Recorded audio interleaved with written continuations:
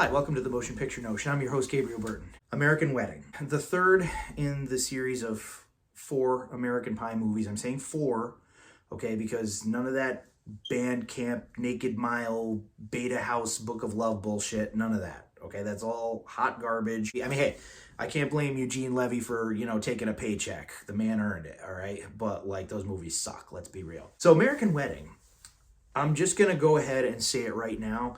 Out of all the movies, it's my least favorite. It's hands down my least favorite. Now, do I hate it? No.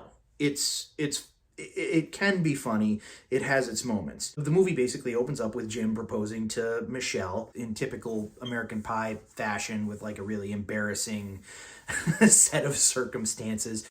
Fred Willard plays Michelle's father, and I love Fred Willard. That man can do no wrong, and he fit right in perfectly, didn't even have to suspend disbelief that he was a part of this movie universe. Everything's a friggin' universe these days, this franchise. There are 2 major problems with this movie. One, not all of the characters from the first 2 films are in this. Now, I can understand some periphery characters, Jessica's not in it, Nadia's not in it.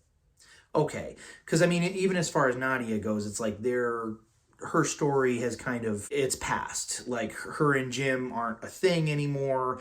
By extension, the Shermanator from the second one, his story has come full circle too, so it's not as important. But the fact that frickin' Oz isn't in this movie, and it's not even that Oz isn't in this movie, it's that they make absolutely no reference to him whatsoever. There feels like there's something missing from the movie. And that's not to say that there were opportunities that were allowed to other characters like Finch.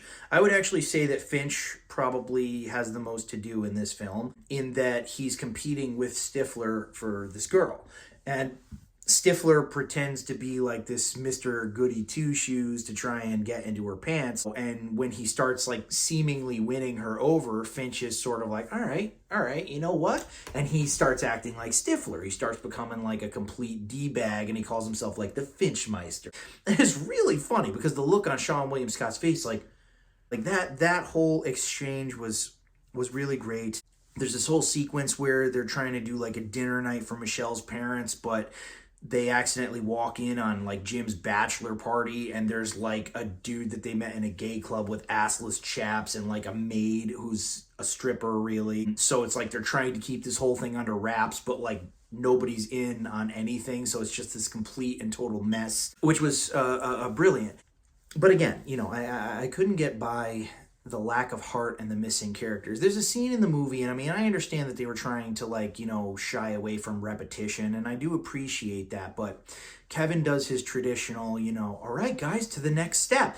And everybody in the movie goes the next step. I guess it was kind of funny, but it was a fair representation of how this movie was compared to the other 2, where it's sort of it just didn't have that heart. It was just kind of raunchy for the sake of being raunchy, and it was kind of just goofy in parts, and that brings me to my probably biggest problem with the movie is Sean William Scott, Stifler.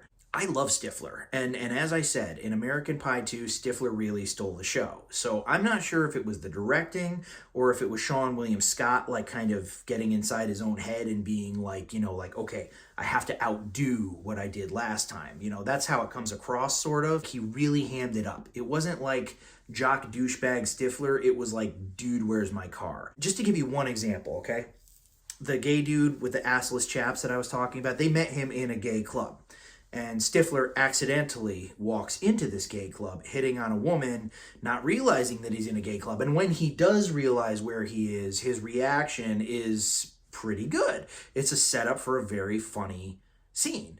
And he has sort of this rivalry with this big gay dude with a beard named Bear, who is, in fact, a bear. And it ends in a dance-off. But the whole joke was that Stifler danced off with him, and then at the end of it, the gay dude was sort of props, man. But Stifler didn't do anything that was particularly, impressive. It was very, very goofy. It was played for the goof factor. And I'm looking at the scene, and I'm seeing the potential. What would have made this scene amazing, what would have made it like gone from just being like kind of goofy and missing the mark to absolute comedic brilliance would be if this gay dude started dancing, right? And then all of a sudden it was Sean William Scott's or Stifler's turn, and he just outgays this gay dude. Jock Stifler dancing like a freaking ballerina or something like that. And I mean, don't get me wrong, I'm sure that Sean William Scott has his limitations, but he could have done something other than like that. Again, it's not like it was a bad movie. It is entertaining. There are a lot of scenes in American Wedding that are very funny, and to a certain degree, I do give them credit for trying to go in a different direction, but the lack of like that close-knit friendship, missing one of the really key pivotal players in the whole thing, and again, just like kind of ignoring his existence altogether, it was kind of disappointing. And Sean William Scott, trying to outdo his performance in the last one, those two things just fell flat. And American Wedding really came across more like your kind of generic, like, sex comedy. Well, still worth watching. It's still a chapter in the story, but honestly, of the four, it's my least favorite by far. That's all she wrote.